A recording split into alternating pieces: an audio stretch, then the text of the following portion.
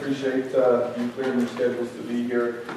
I hope that this evening is informative, first and foremost, and secondly, that we understand that there is an appropriate time for us to take an initiative in the college recruiting process.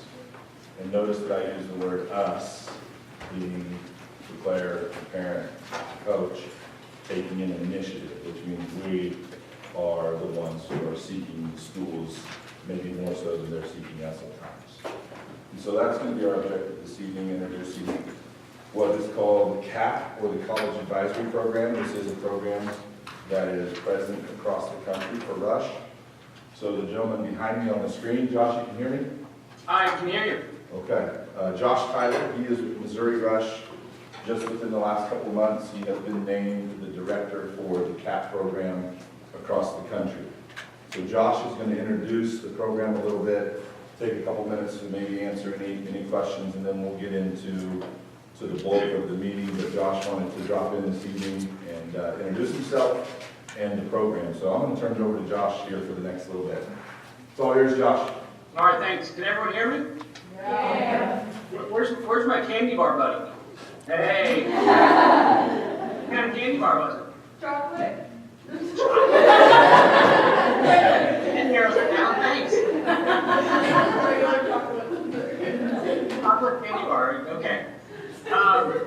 Yes. So my name is Josh Tyler. I'm the National CAP Director. I'm based here in St. Louis. Missouri Rush is my home club. I also coach at University of Missouri St. Louis on the women's side.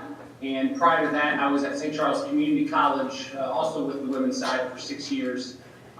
Took the team to the national championship, and so I'll be coming in my 18th year high-level women's soccer.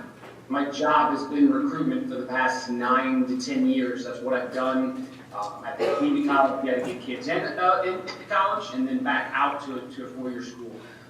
So recruitment is what I do, and so it's this national rush scale is a lot of fun for me. My primary goal is to help you guys get to college any way I can, whether you're going to play or not. That is my job, and to do whatever I can.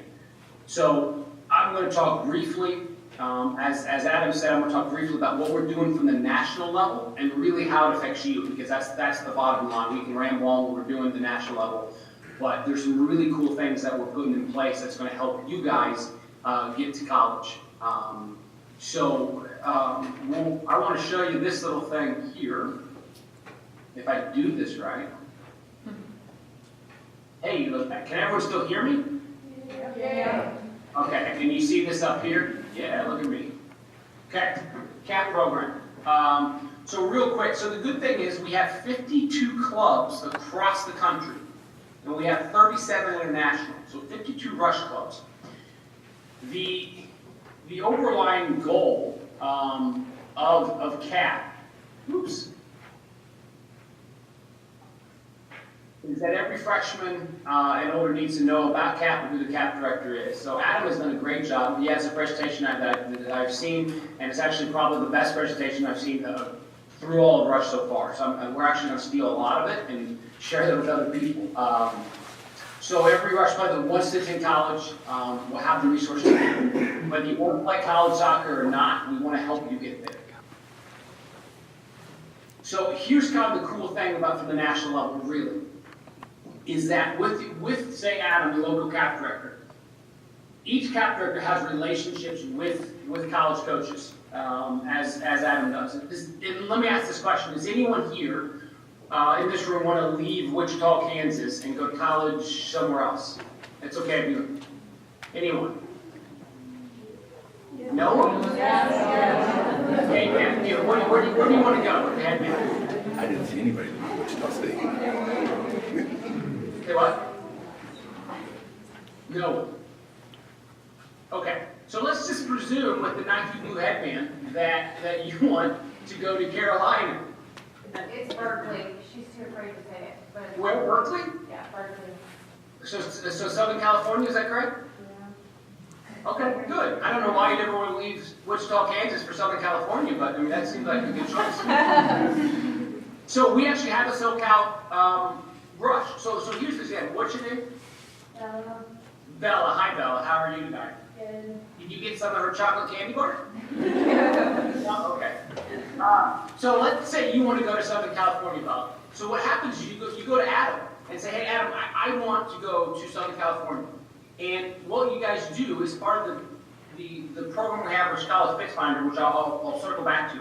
You sit down and start narrowing down your colleges in the Southern California area. And what will happen is we reach out to the Southern California CAP director and say, hey, Bella, is 3 or 02, how are you?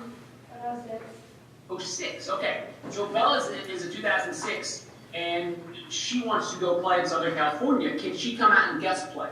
So we're going to get you on a team to guest play, and then that Southern California CAP director is going to help you connect to the colleges that you think are a good fit. And so you're going to go out there and guest play, and those colleges will come watch you play. Or get out there for an ID camp. And so those are one of the things that we can kind of connect you across the board. Wherever you want to go. With 52 Rush Clubs, we can get you to wherever you want to go, which is one of the cool things.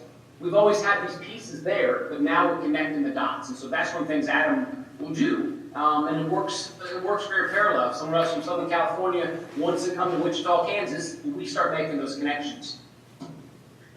The other thing is the college coaches.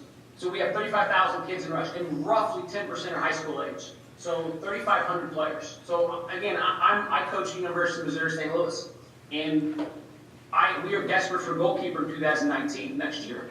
So I can send an email to all the CAP directors and say, hey, we have a college who, Division II, needs a goalkeeper next year. Who has a connection? And we start connecting those dots as well. So some of you, as you narrow down, I may want to go to Southern California, or I may want to stay home. And if the Southern California, if they reach out to us from a college coach, we share that. So Adam will go to you and say, hey, anyone here want to go to Southern California? They need a center mid, or they need someone who loves wearing blue headbands. And you go, Bella goes, hey, I'm the one that you can do that. So those are kind of the cool things that we're doing to connect the dots, and it gives them access to 3,500 players on a yearly basis. So which is kind of neat.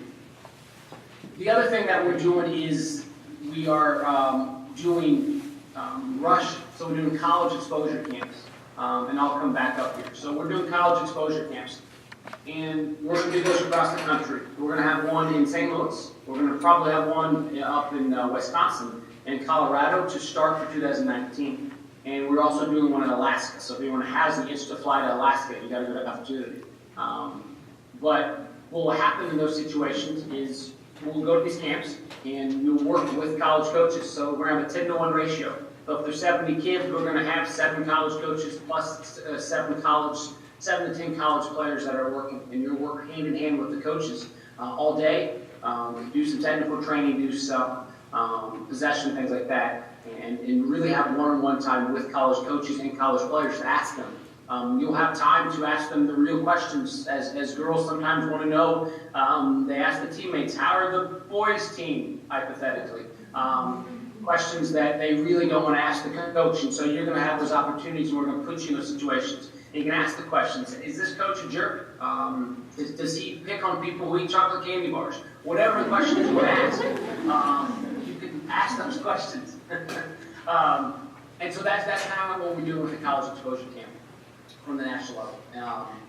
And then, hey, Adam, are you guys on Fit Finder yet? Not yet. Okay. So the other thing is College Fit Finder, which there will be a whole separate conversation about that. But I do want to say, as a recruitment tool, Rush is paying for everyone in Rush soccer across the country to have access to College Fit Finder.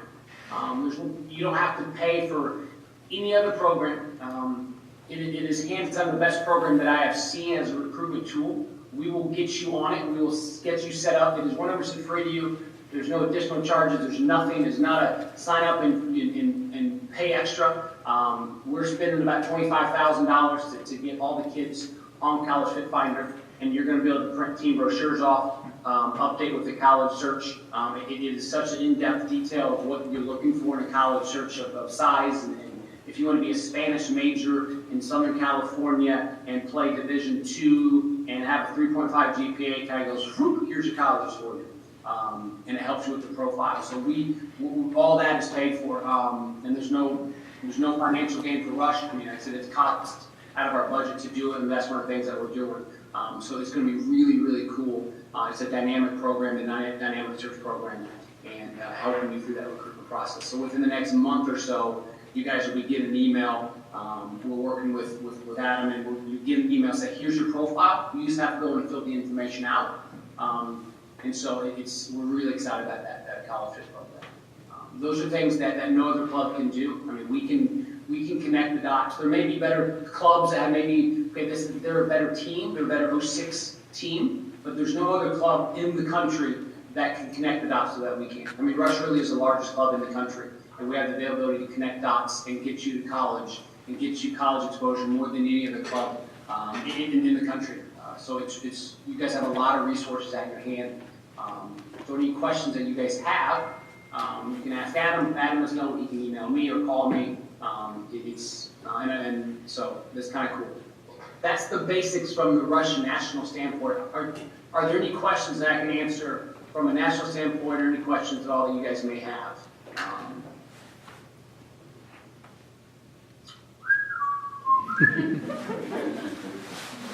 No, cool. All right. That's all I got. Short and sweet. And Adam, we give you my contact information if you guys need help. But I guess this is my full-time job to help you guys get to college and answer as many questions as I can. I'll be up in that area before too long to kind of visit and kind of see what you guys are doing up there. So, Adam, anything else you want me to add, or? No, you're good. We'll try to attack it now on a little bit of a local front, and we'll get College Fit Finder going, and we'll go from there.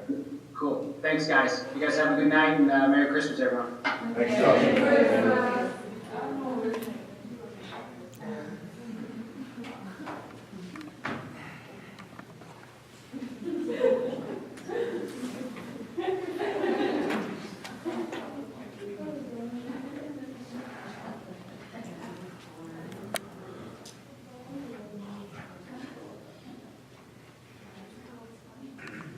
Okay. So, CAP program is short for College Advisory Program.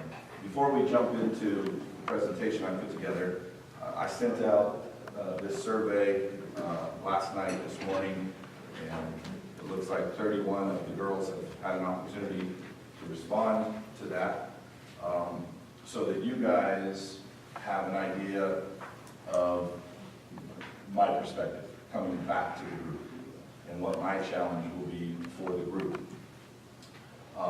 So there's some things I just want us to see here. The first one is, and this is just, percentage of 03, 04s, that's not really relevant to you guys. This is each player's intended major. That can be relevant for you and your daughter. This is for my own record keeping as we go forward. But for the group, the first couple of questions is, will you seriously pursue college soccer? And when I ask that question, will you seriously pursue college soccer, what I mean is, do you want to play college soccer? Is it something that you're seriously looking to do? And you can see that we are at 96.8%. 30 of the 31 players have said yes, they're responding. So that tells me, as a coach of these two teams, drive the team to be college prepared. That's what it tells me. 30 out of 31 players want to play college soccer. That should be what's driving me to set my expectations for the players. So when I think of that, and there's concerns about, man, we're doing a lot. Man, when's there a break? Man, he's crazy. I've got 30 out of 31 players that want somebody to pay them thousands of dollars to play soccer in 2 or 3 years. That's what the room is telling me.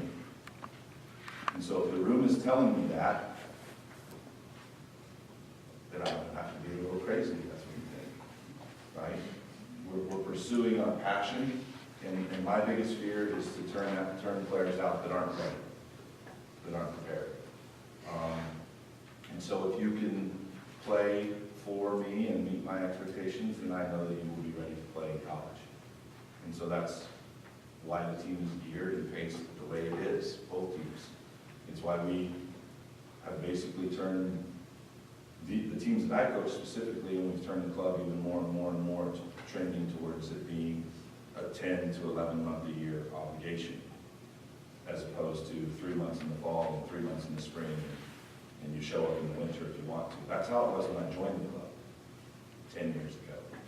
But the clientele, the clients have said, we want more.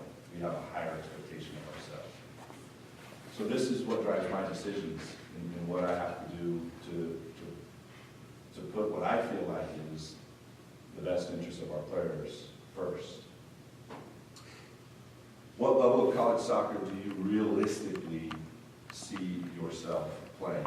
And this question is the one that prompted me to get this meeting done before the end of the year, because it wasn't very long ago that I had sent out a similar question.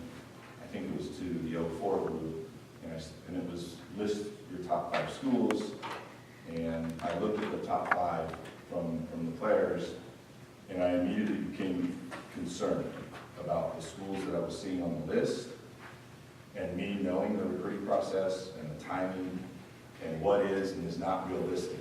And I saw a bunch of girls who listed 5 Division I schools on the coasts. And I'm thinking to myself, 3% of girls in Kansas get recruited by Division I schools. Perception and reality are totally at a miss right now. I've got to get the group together ASAP so that we can start to have a realistic view of what it is that we're trying to achieve, so that we can find success and not failures and frustration in this process, because it is not an easy process, and it will bring some of us more stress than others.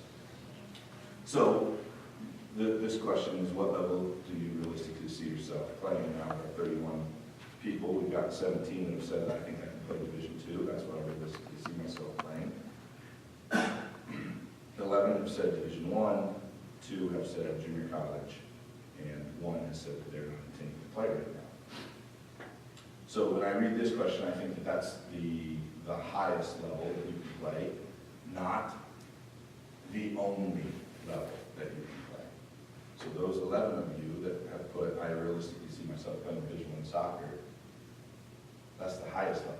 It doesn't mean that you can't or may not end up playing Division II soccer, or finding a great Division III school, or going to a top 10 NAIA school that goes to the national tournament every year, or going to a junior college. It just means that is the highest level that you realistically see yourself playing. Our goal, obviously, then, is to try to match up what you want with reality. So this is a good barometer for me to know what each player is thinking. I'm letting you see the responses as a group, so you can see that 11 and 17, 28 out of our 30 yeses say they're going to play in the NCAA. That is way, way above the national average, 28 out of 30, way above. So we got a lot of work to do. I'm not saying it can't be done, but I'm saying that it's a lot. So we have work to do. From the list below, please check the 5 most important items you will consider for choosing a school. So this gives me an idea. Again, this is for you to see as a group, but I can see each player. I can go in and look at Corinne's and look, and Corinne will say, these are the 5 things that Corinne and Kara and Troy are looking at in Corinne's choice. So I have each one of your individual responses, but as a group, you can see some of the things that we are considering to be vitally important in choosing or in thinking about the schools that we want to go to, such as location, cost, those being the 2 biggest ones right now. I think it is 50% of kids go to a college within 100 miles of their home. 37% of kids go to a school at 100 or more miles away from their home. So statistics say that the majority of you, right now you have an idea of schools. We're going to turn those ideas into realities, into commitments. There's an idea and then there's a commitment. I've got an idea where I want to go, and then ultimately at the end of the day you make a verbal commitment to somewhere. idea turns into reality. Cost of higher education is the second highest, it inflates more than anything in this country. Or it's second, I should say, more than anything. I'm going to watch my words here. But what I can tell you is the cost of school goes up every single year. Whether it's a school raises their tuition by a few dollars an hour, or they raise their student fees, or they increase the price of the book voucher, the cost of school goes up exponentially year after year after year. And so that's going to probably be a driving force for a lot of you in making your decision on where you can go to school. And we're all different. We all have different budgets, but I know that would be something that's important to look at. When do you hope to make a verbal commitment? This is a big one in terms of, again, your perception versus reality. And I'm going to share some other statistics with you later, because I've asked you, when do you want to make a commitment? And then I quizzed the NCAA Division I and II coaches and said, when are kids actually making commitments to you? So if you think you're going to make a commitment at this time, and you're going to play Division I, and then I tell you, oh, well, all the Division I schools, their kids are committing at this time. If those two are, I'm going to decide my senior year, and the Division I schools are saying kids are committing their freshman year, you're way too late to be at that level.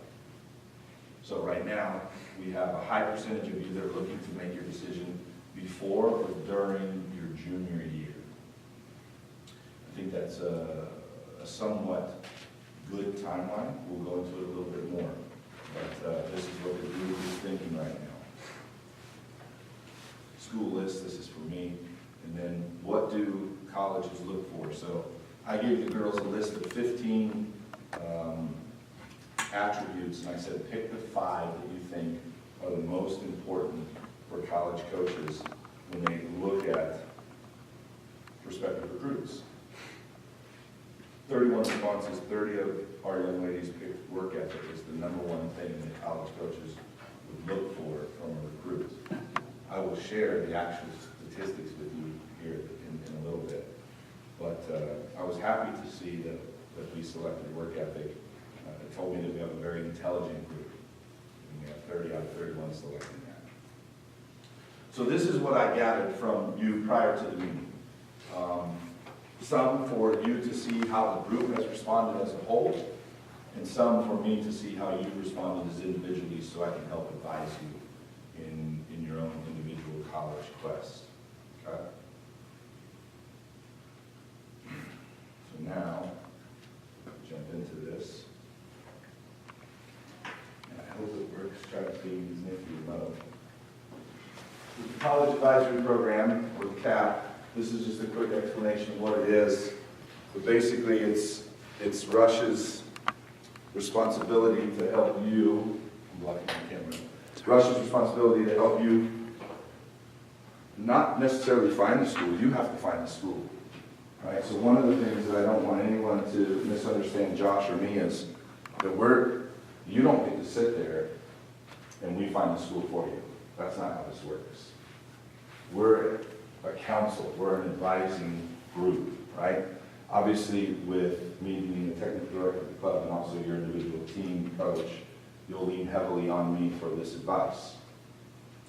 But the process can be overwhelming, and it's our intent to try to help relieve some of that. But at the end of the day, I won't be able to take away all the stress that you will have in making a decision. That will have to be through conversations with you, your parents. All right, so scholarships, truths versus myths, okay? Because one of the things that I know is that there's this idea of full rides. Because we go to school and we hear from our friends that I got a full ride. I got a full ride here, I got a full ride there. Well, I'm going to tell you, if it's a young man that's just committed to play football at Oklahoma State University, he did get a full ride. He did.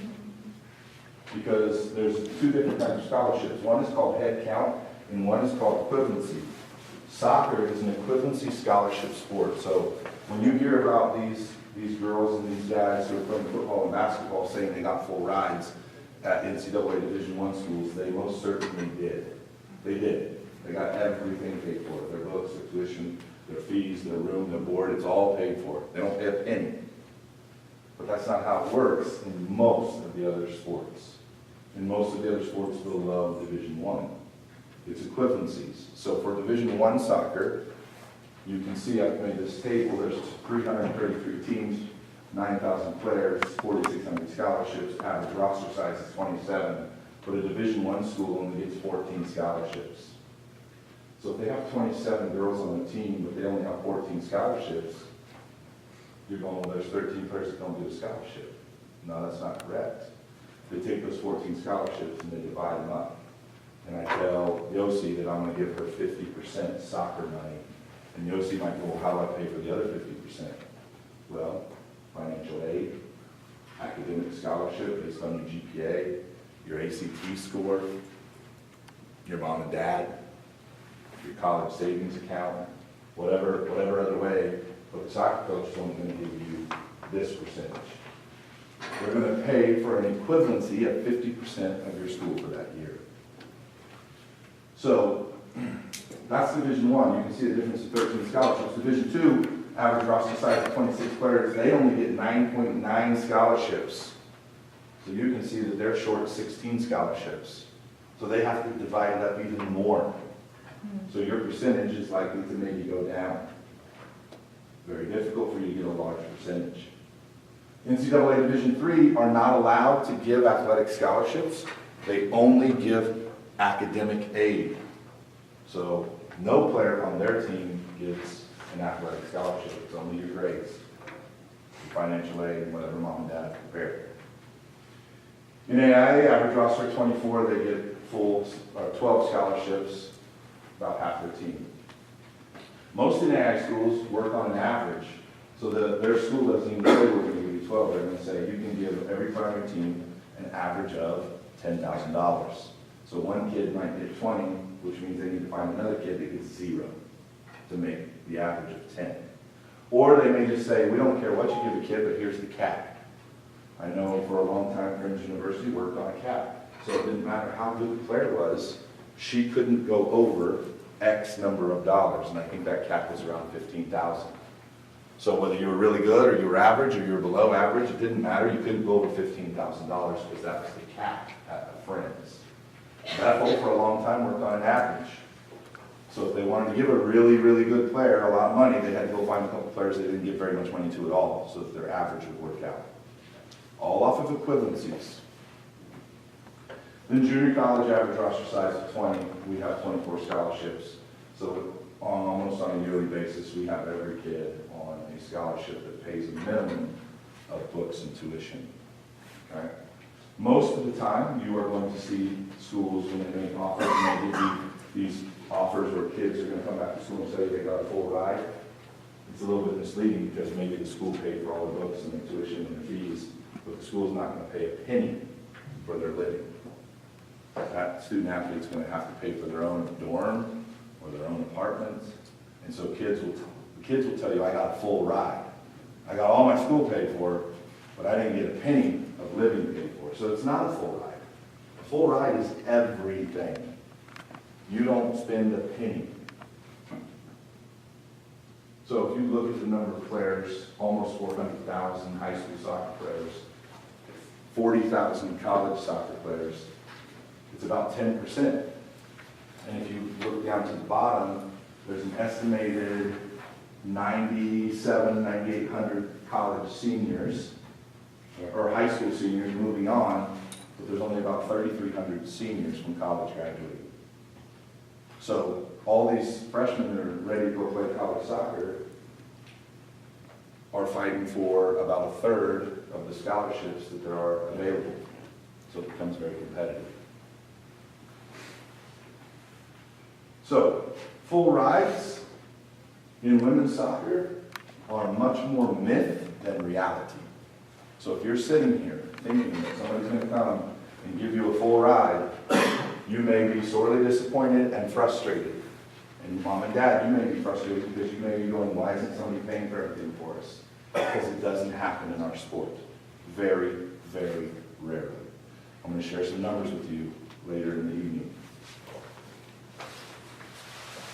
The reason we have this meeting is my story was when I was high school, junior and senior playing soccer, I literally thought I'd just go and I go to my games and I score a bunch of goals and we win games and shoot, schools are gonna line up. They're gonna line up and call me and offer me everything. That's what I thought.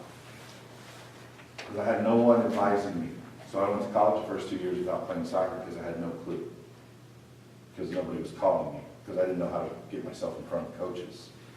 I didn't know what I was supposed to be doing. And then I miraculously had a game one night, an indoor game, in the middle of the winter, where you would think anybody's there, and I had a really good game, and fortunately, for me, my college coach was on the other team. Complete accident. Took a visit to the school the next day, signed the day after that. Changed my major, changed my life.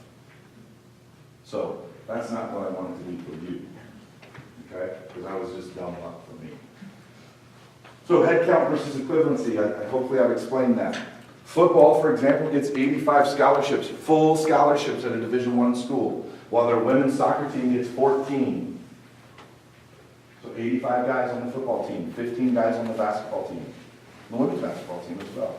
It's not just guys, girls do head count sports versus equivalency.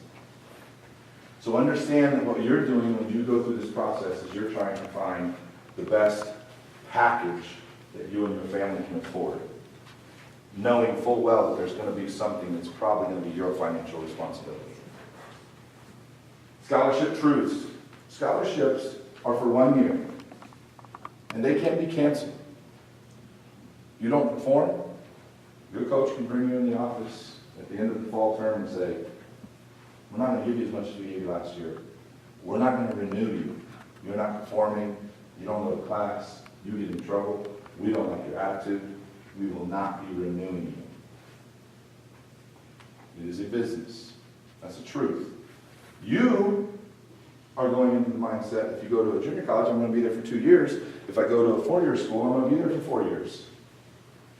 Well, that's your mindset, but you have to prove yourself every year.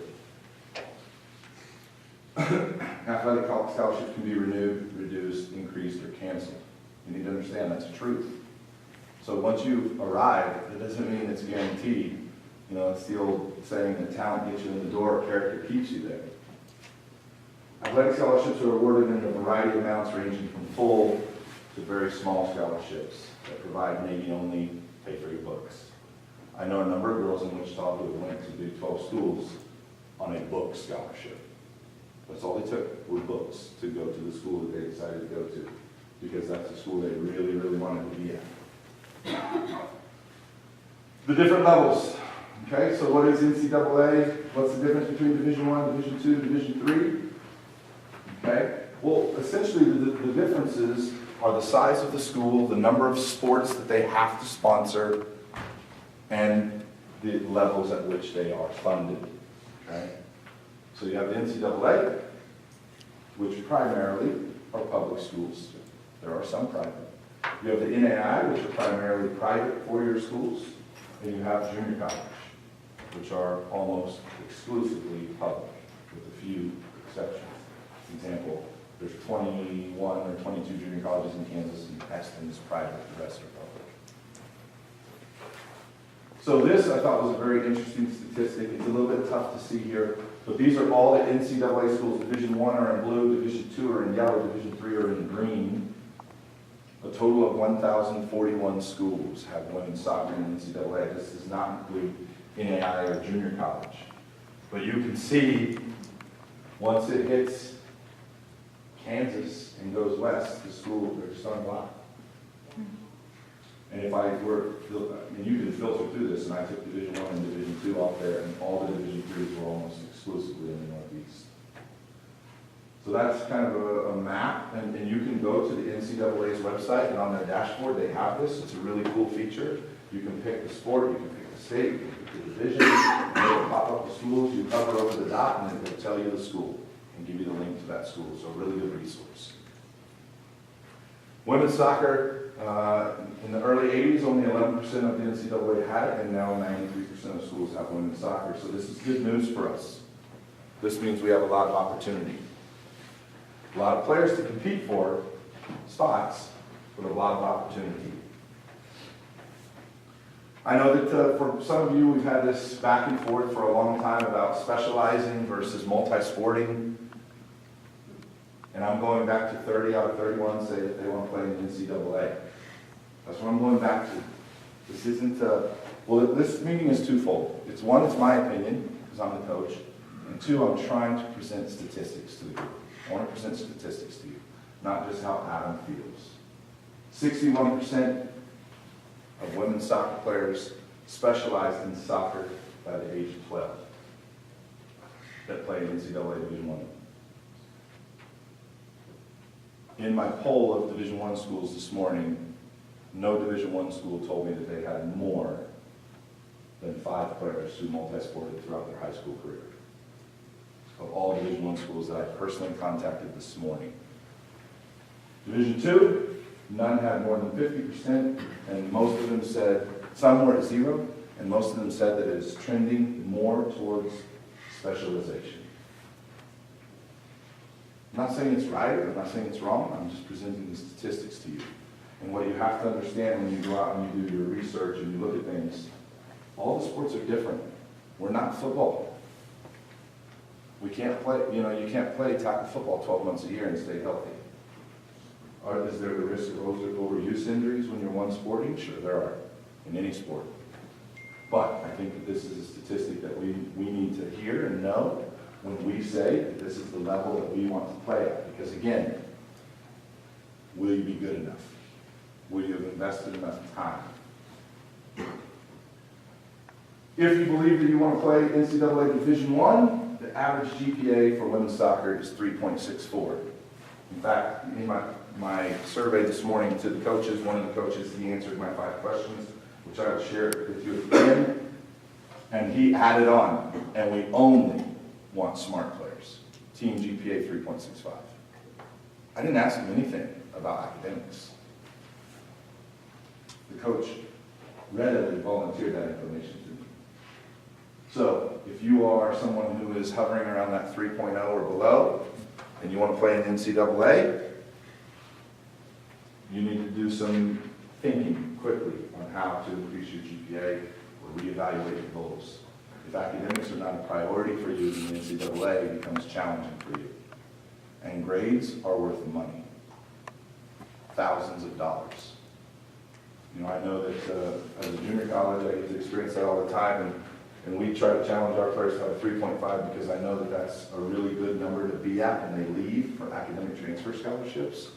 And so we had a player who was probably one of our top players who got a 3.2, and the coach was like, listen, if she can get to a 3.5, I can give her $6,000 more. And I'm like, it doesn't, but what about her ability? Well, this is what I can give her for her ability. I can add more if she gets the grades. It had nothing to do with how good she was or wasn't. It had everything to do with her GPA. So I need you to understand that the grade point average makes you more marketable or less marketable than other players. Because remember, I have equivalencies. And if I have the same player in 2 different girls, and I can get one for cheaper because the other one has better grades, I'm going to take the one I can get for cheaper. So if Christina and Abby are the same player, and I've offered them both the same or different amount of money, I'm going to try to get the one I can get for cheaper, spend less soccer money on, because she has higher grades. It costs me less, and I still get the same player. So it makes you very marketable. It gives you an increased opportunity to maybe find what you are looking for. I thought this was interesting. This one's kind of geared for you, Mom and Dad. I often or sometimes ask a family member, my parents, these questions. And again, this is me trying to move your daughters towards being college ready. I asked my parents to contact one of my teachers. 4 to 11%. Women, 4%. Mom, Dad, don't you dare contact my teacher. Because you're college students. I'll take care of it. I asked my parents to contact my coach. 12%. Don't you call my coach. Don't embarrass me. Don't get me in bad standing with my coach.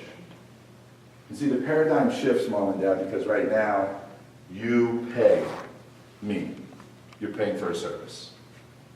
That paradigm completely shifts when you go to college, and a coach is going to laugh at you because they're paying your kid. They may not be paying for everything, but they're paying your kid to be there, and they're not answering to you. FERPA laws won't even let you get some of the academic information that you may try to call and get. They'll just say, you can't do that. Your daughter's an adult. She'll have to get it. Mom, Dad, 77% of your kids are going to help you ask if you'll pay a bill for them, though. Congratulations. So, there is a role that you will have to play, and there's a role that you're going to have to transition into, Mom and Dad. Not so says Adam. I believe these things wholeheartedly. If one of my parents called me a butler and wanted to talk to me about their kids' playing time, I would be polite. The conversation would be over in less than 1 minute.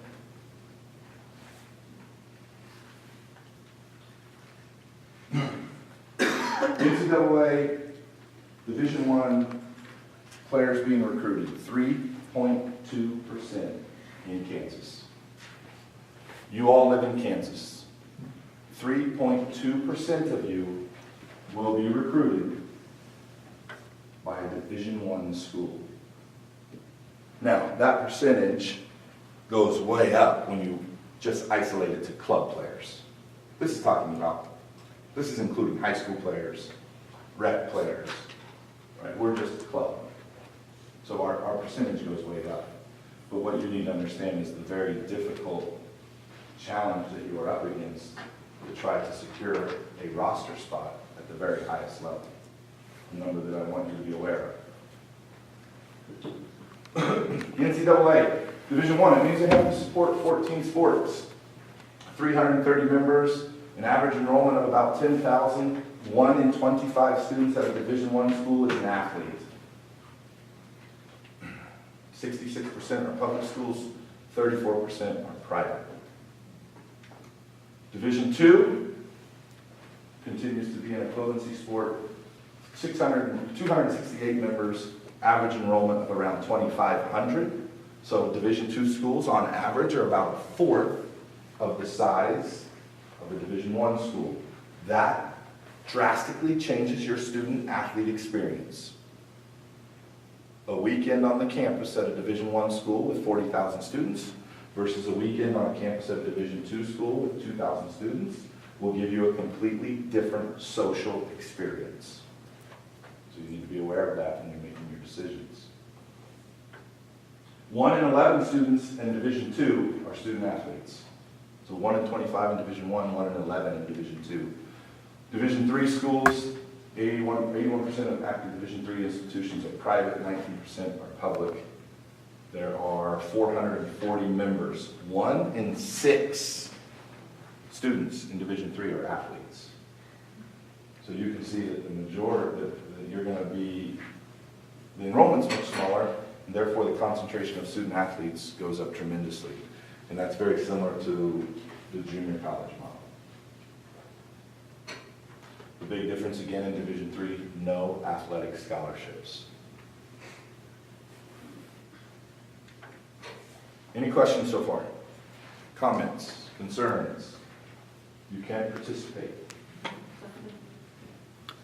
Do you have any numbers on what percentage of club soccer players are recruited at the Division I level? I do not. I looked for that. I tried to break down some of these numbers even more, but I found what I was able to get there. All right, so anything else? All right, academic requirements then. Okay? NCAA Division I, you have to get your 16 core classes, 4 years of English, 3 years of math, 2 years of science. Additional English, math, or science, social science, 4 years of additional in that area. The things you have to look at the bottom, minimum 2.3 in your 16 core classes. So in those specific classes, you got to be the 2.3. You have to have an SAT combined score or an ACT sum score matching the score of your GPA. So Division I is a sliding scale. So basically what that means is the higher your ACT or SAT, the lower your GPA can be. The lower your GPA, the higher you need to do on your test score. So you have to meet in the middle somewhere there, and if you don't meet that sliding scale, then you're not NCAA eligible. Division II, minimum GPA of 2.0 in the 16 core courses. An ACT 68 some, so some of you have taken the ACT and maybe you scored a 25, or you scored a, and you're like, holy cow, 68, how wait? Well, you can only get a 34 ACT. It's your sum, so they take the three areas and they add them together to get to the 68. Or an SAT of 820, graduate from a high school. Essentially the same core classes with a little bit more wiggle room to choose the core courses. So if you go back to Division I, it says you have to have 4 years in English, 3 years in math, and it changes a little bit when you go to Division II if they stick those down in other places. Or you can make a little bit more choice. Division III, each school has a different academic admissions requirement. You'll have to know those requirements based on each institution. It isn't the same to get into Harvard as it may be to get into Simpson in Iowa. Right? Different academic requirements. You'll have to know those for each school. In AI, you must meet 2 of the 3 that are in bold. So you have to finish in the top half of your graduating class. You have to have a 2.0, and you have to meet one of those test scores. You have to get 2 of the 3 to get into an NAI. Not very difficult to do. Junior college, graduate from high school with a 2.0, you do not need to take a test. So those are your academic requirements.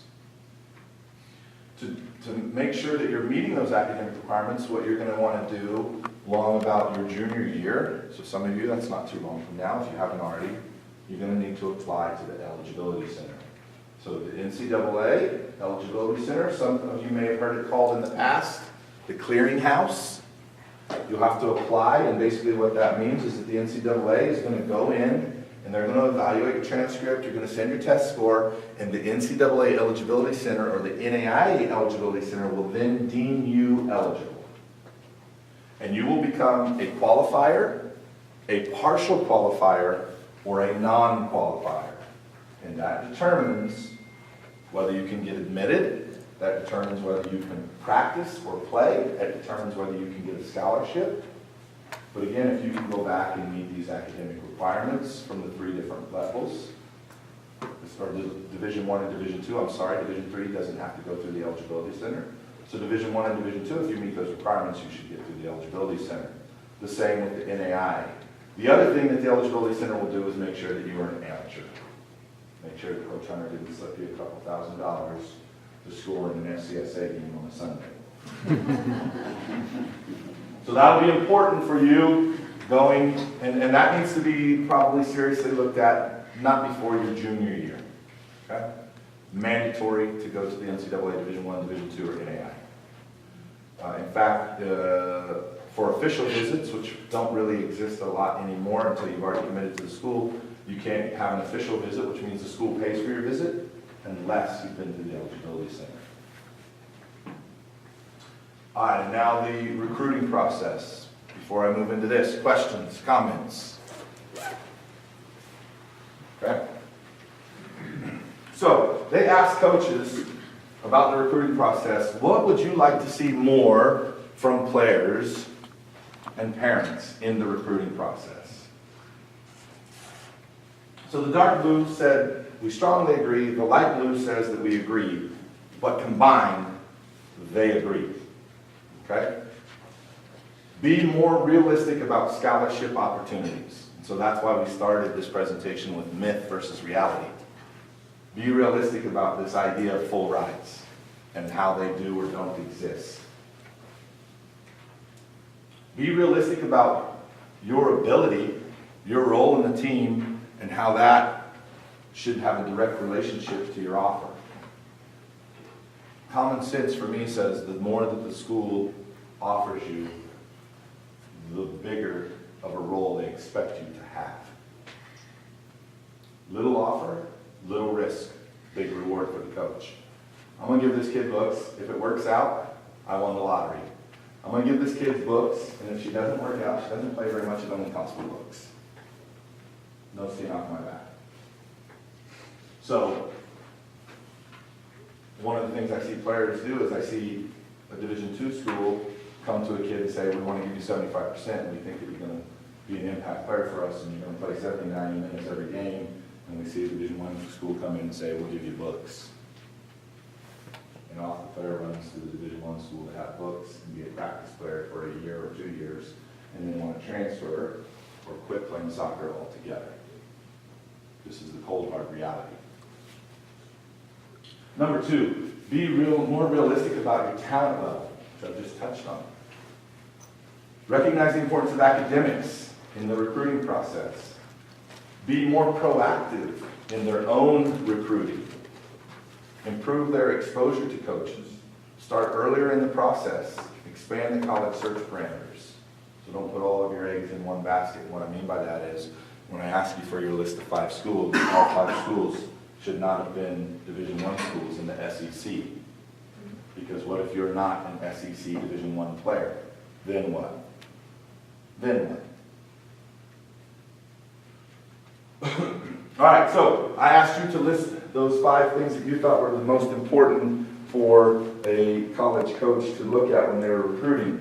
There's a guy named Coach Koski at Lehigh University who surveyed, I think it was 150 or 200 college coaches. He sent out a survey with 24 characteristics that college coaches valued in recruits. I gave the girls 15 of them and said, pick your top 5. Okay?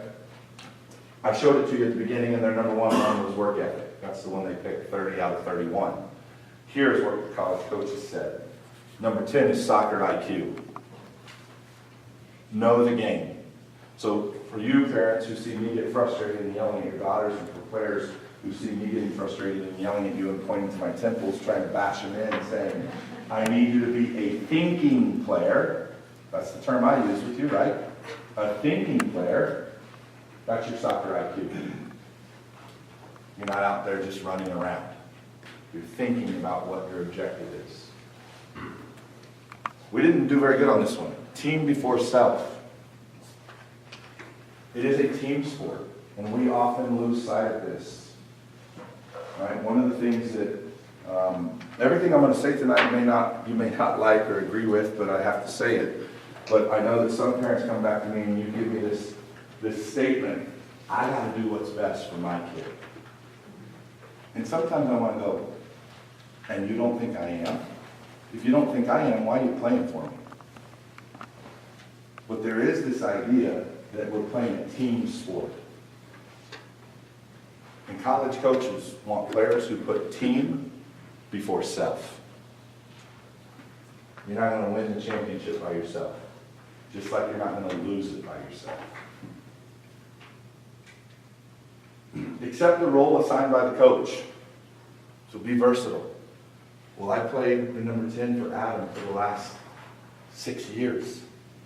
Well, here you're going to play the 6 because that's where we need you on the team. Why is she starting over me? So I'm just going to stop trying because it doesn't matter anyway. Well, you didn't accept your role, so how's your role going to grow? Accept your role, understand your role, grow your role.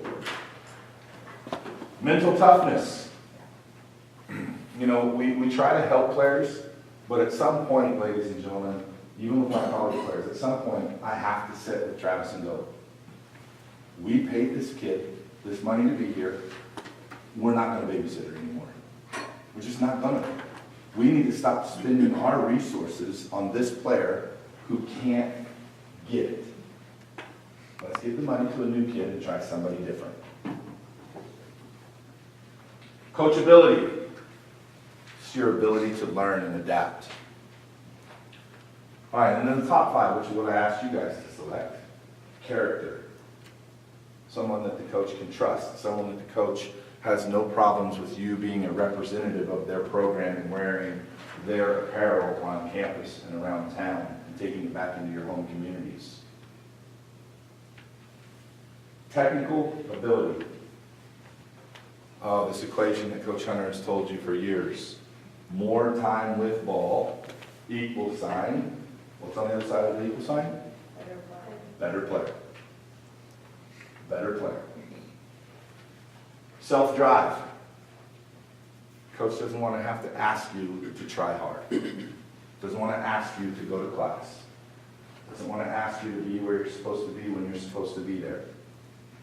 They want you to be consummate professionals. Competitiveness. Well, threes, we just talked about this the other night in our indoor game. It doesn't matter whether we win or lose to the boys. Just compete. Just compete. Just put your best foot forward. And at the end of the day, if we're not good enough, we're not good enough. But dang it, compete.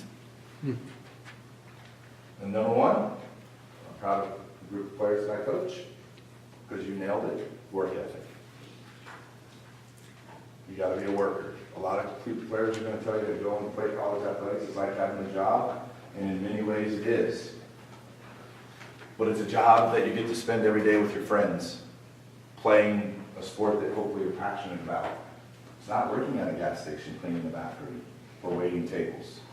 It's going to practice and sweating and grinding. But coaches are most interested in work ethic. Out of all of those, there's 10. I would say 2 of them are directly relative to the game of soccer. The rest of them are about the person that you are. What you're made of. What's inside of you. Soccer IQ and technical ability. The rest of it is about how much are you going to give me in return, how little of a problem are you going to be for me. These are what college coaches say they want. The bottom 5, athleticism, emotional regulation, for those of us who don't create drama, agility, talent, height. These are the bottom 5 of the 24. Remember, ladies, I only gave you these 15 and asked you to pick your top 5. But it's important for you to know, because I'm at many different recruiting events, and a parent or a player will go, what do you look for in players? And sometimes coaches struggle to answer that question. This is what they look for. These are the things right here.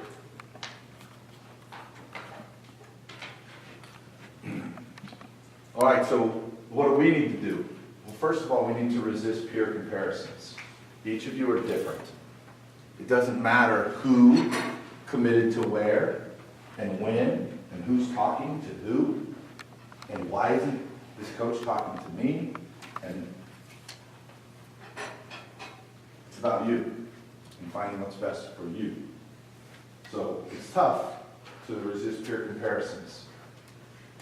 But one of the things I will tell you is that you all have different inputs, and therefore you're going to get different outputs. Some of us spend a lot more time on this, and so what we're going to get back out of it is going to be different than those of us who spend less time on it. And we may see that today, or we may not see it for 3 or 4 years from now. You know, as I talk to the players right now, all of our players are uncommitted with the exception of 2. So I'm always talking to the girls who aren't committed about how do we move ourselves towards being committed. And the 2 that are committed, I'm constantly reminding them that their quest is not over, because come August of 2023, when they get to their school, they damn well better be good enough, or they're not going to be very happy with their decision that they made. And how are they going to be good enough to continue to work that process from now until the day they arrive to where they're going? So resist peer comparisons. Keep focus on development during the identification process. This is one that I see us fumble with as a group and as individuals. This idea that we've got to do all these things that identify us. We've got to get out there and we've got to be seen, and she's being seen and they're being seen, and these coaches are going to be there, and this and this and this. There's a large percentage of identification programs that are made to do one thing: make somebody money. That's what they're there for, to make. You know, I experienced with a one-day college ID camp and some of our players going, and our players were registered and were going the next day, and the coach's response to me was, I wish you would have told me that they were coming, because they shouldn't be coming tomorrow, because this camp won't be very good. In my